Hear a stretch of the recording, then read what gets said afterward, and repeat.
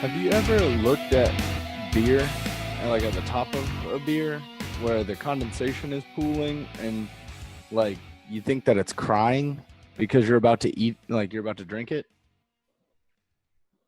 No, no. Like the beer can is going through a Saw movie right now. Have you ever thought about the fish that you threw back? That is the survivor of the Saw movie. Like they have a new lease on life. Right? Exactly. Like they go Yeah. telling all their friends, like, yo, you will not believe this shit. I like to throw one back so that way, when I go back, they're like, oh, no, you definitely want to go to this guy. Like, this one's the guy. He'll throw you back. You throw one back every now and then. Let them know they have a fighting chance. The dumbest intro we've ever done. Welcome to the Nerds from Work. Well, actually, this is just the pre-show, so Just the we pre-show. can do whatever we want. So, wait a minute. We haven't done this in a while on the pre-show. 3, 2. Nice. That one will sound really well. Yeah. So this week on the pre-show, we're actually talking about how to Pokemon Go as an adult. Pokemans. How to Pokemon, not how to poke a man as an adult, because I feel like in a prison sense, like you have to be an adult. You know what I mean? Like poking mans in the prison. That's the direction you went with this? Okay. All right, cool. Yeah. Poking mans in prison. I mean, I'm talking about shanks, guys. Prison shanks. Okay? right. Yeah. 100%. 100% prison shanks, aka their penis. How to play Pokemon Go as an adult. How did I come up with this topic? I came up with this topic because I'm an adult who... That's a strong word. Well, I mean, I'm a kid with kids. There you go. Exactly. Yep. Perfect. I don't play as much Pokemon Go because I live in a very rural area. Rural area. But I do play regular Pokemon. So with all of these things happening in Pokemon Go, I figured I do run a lot, or I walk, and I do a lot of other stuff. So let's look at that and see if I couldn't get back into it. So as an adult, how can you play it without hiding your phone, or how should you play as an adult? To kind of take it to that next level, so you're not just walking around spinning shit looking for Pidgeys. So, I mean, the biggest thing, like you said, is not being where we live, because there's not shit to do for Pokemon Go where either one of us really live. Right. So, step one, go to a city, like an actual proper, like, capital of the state city. Yes, Atlanta does that, but you don't have to go to the capital per se. No, but like go a proper city, or like this I think ties in with the adult part, right? So as a kid, you're like, oh, there is just nothing out here. Yeah. But as an adult, you should want to know why, right? Like even as a kid, you always ask why. As an adult, you should find out why. Hello, Google. Okay. So in this Pokemon Go world, right, it's based off cell data. So the more cell data that's used, the more Pokemon or more spawn points you're going to have. So if you notice that you live in the middle of nowhere, and this is going to be the same for Tank because he works at home in the middle of nowhere, but then you find when you go to the office, there's a lot more Pokemon activity or whatever. It's because more people are using their phones in that area. So it's based off of cell data, right? How much is getting pulled, and it makes sense for the game, because why would they put it in the middle of nowhere if no one's going to play it there? Right. So as an adult, this gets to my part. Number one, do your research. Okay, if you want to play this game, yes, it is a child's, quote unquote, child's game. Yeah. Right. I play Pokemon on the 3DS. Pretty much any chance I get, I can play a Pokemon game. And I know Tank also plays them, and Brandon also plays them from our regular show. So it's a quote unquote, air quotes, child's game.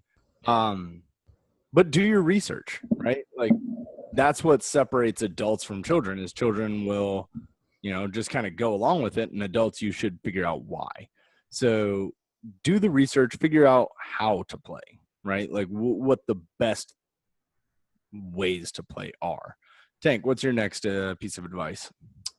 So, I mean, the biggest thing is consistency. Like, there's a lot of, at least, so I'll admit I don't play as much as I used to, but I know there's a lot of rewards and incentives to getting on every day and catching a Pokemon every day and spinning a Pokestop every day and fighting a gym every day and yada, yada, yada. So, doing, just grinding, really. I mean, that's just kind of the way to really advance, to move up, is you got to do it every day. So caveat to that, the grinding every day, the catching every day, the Pokestops every day, that works if you live in the city, right? Or in a very metropolitan area. So they've actually just added this week, and this is why I re-downloaded the game, which Brandon's been telling me to do for months, but I just wouldn't. They actually added a new feature where it tracks off of either your Samsung Health or your Google Fit or your Apple Health. So it's got a pedometer built into your phone, and Pokemon Go uses that pedometer to give you candies with your buddy Pokemon based on the distance you walk or the steps you take. You get prizes like Pokeballs, Stardust, all of the other things based on how much you walk each week or how the distance you drive or whatever each week. So it measures that even when the app is turned completely off. Oh, that's nice. Which is a nice thing for me, because if I go on a walk with my wife, I can turn the phone off, put it away, and be in the moment with her, not having to hold my phone out all the time, walk around, and then still collect all of that stuff. Right. So, and that is a huge thing, is consistency and a reason to keep playing like every day. So I know for me, being so far out, I'm not going to find my way to a Pokestop every day. I'm not going to go out of my way to do it. So this kind of brings me back with a little bit of a way to kind of like get rewards for walking, right? Right. Like for doing the walks that I'm already doing in a video game. So, I mean, that's something I didn't realize. The biggest thing I always, even when I was playing, missed out on or didn't do as much was the egg hatching, because I didn't walk with it enough. I'd pull it out to pull it off. I was like at dinner, I would just like pull it out, set it on the table, and like spin that restaurant's Pokestop and catch what was right there, just because I was sitting there not doing anything anyways. Right. So that's nice. Yeah, and I think that's great, because it goes towards eggs, it goes towards your buddy Pokemon, it goes towards all of these different things that you just wouldn't use anytime else. Right. You're not going to walk around with your phone out if you're, and I've seen adults doing it. Charles McFall, I'm looking at you. But now you can do it without having to look at your phone. Now you're not going to catch Pokemon, obviously, while you're walking. They're not going to give you 100% of everything. Unless you have a, what's that thing called? The little Pokemon Go Plus. Yeah, that thing. You just push a button. But then again, it's a huge plastic red and white Pokeball that you're putting on something. So if you're playing Pokemon Go, you can't be embarrassed to play Pokemon Go. No. So, like, if I had one, it really, like, I have Zelda hearts on my arm. Like, it doesn't really bother. I think I would completely rock the Pokemon Go Plus. Yeah. Totally rock it. So it's just like, whatever. I just don't want to buy it. There is that. So I think another way that we can enjoy Pokemon Go as adults is when it first came out, I think, a month or two in, Tank, when we got together? Sure. Whatever. That was a long time ago. I slept since then. So when the game came out, Tank and his wife, me and my wife, and Tank's brother, I believe, and his girlfriend, whatever. Sure. There were 6 of us.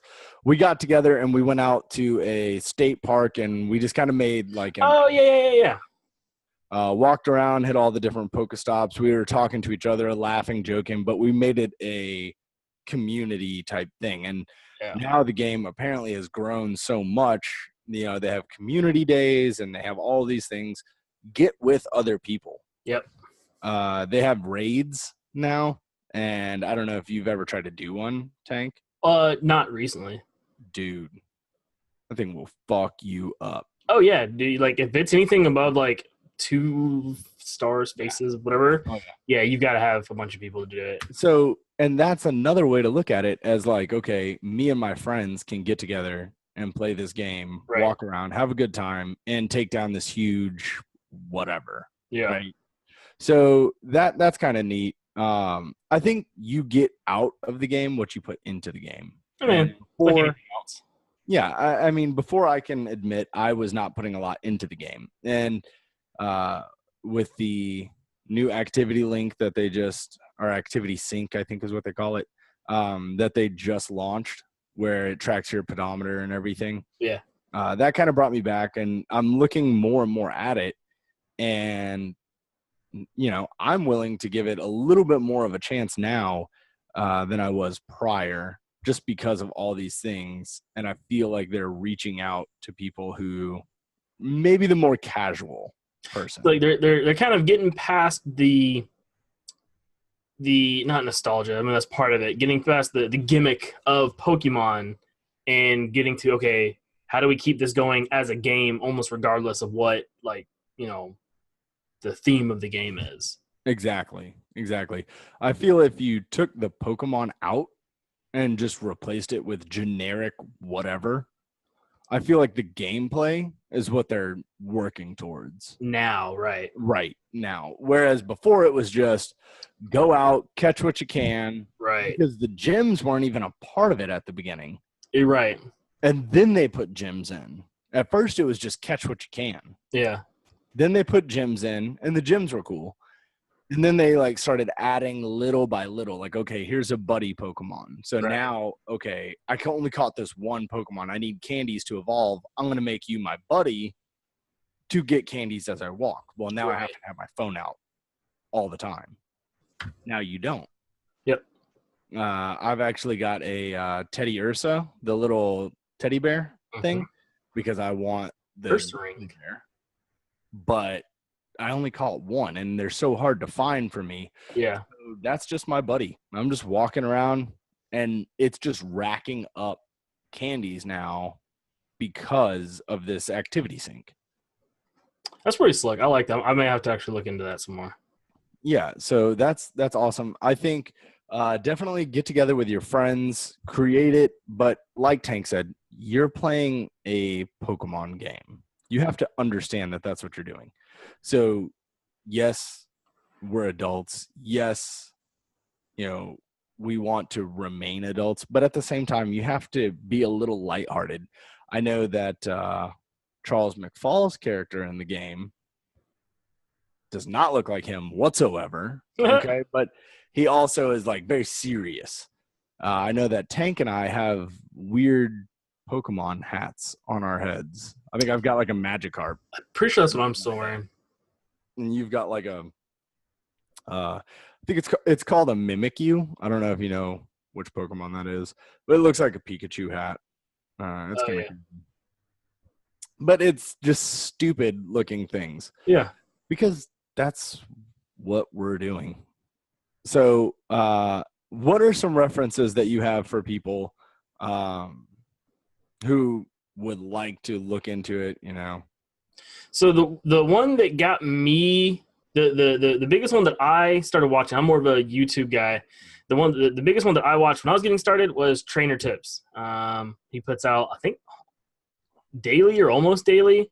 I think he puts out almost daily. And so he's got a ton of content, and he got in like the open beta. He was doing it before it was even released. So like he puts out good like quality content. So that was who I got started when I was trying to get into it. So I know that there's a website called the Sylph Road. Yeah.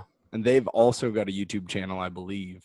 The Sylph Road, I think, does a very, very good job because this week, obviously, this was the topic. So I was looking up websites and podcasts and my side, because I knew Tank would handle YouTube because he lives on YouTube. I do.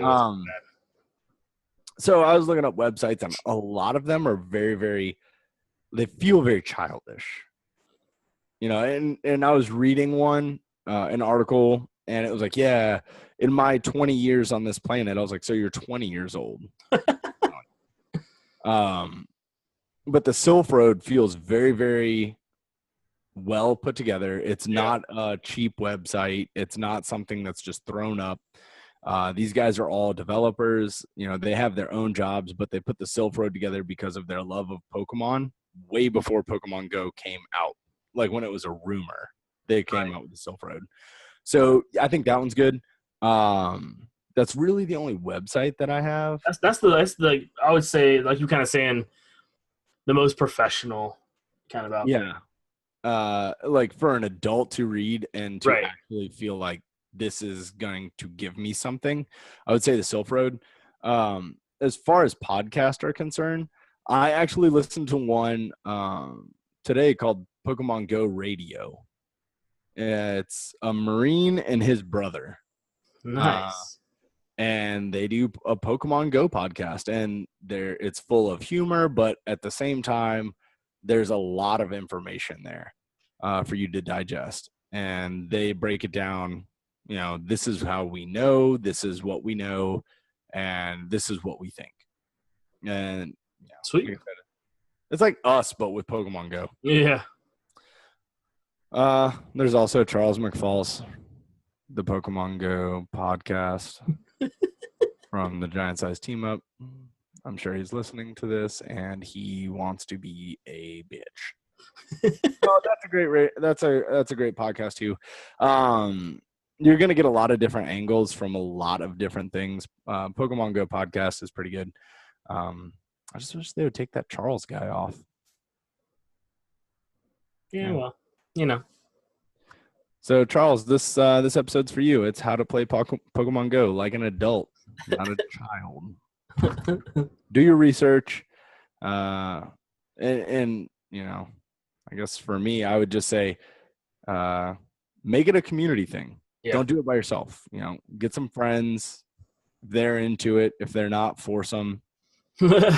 Whatever. Perfect. But yeah, make it a thing that you and your friends do if you really want to get into this, or make some friends that are already playing. Tank, what is your final takeaway for Pokemon Go? No, the biggest thing is the community. Like, there's a lot of games, especially nowadays, that are just a million times more fun with other people, and so you just find like-minded people and go out, and that's where you have to have 1,500 people to do a raid anyways. So go ahead and get you a bunch of people and go knock it out.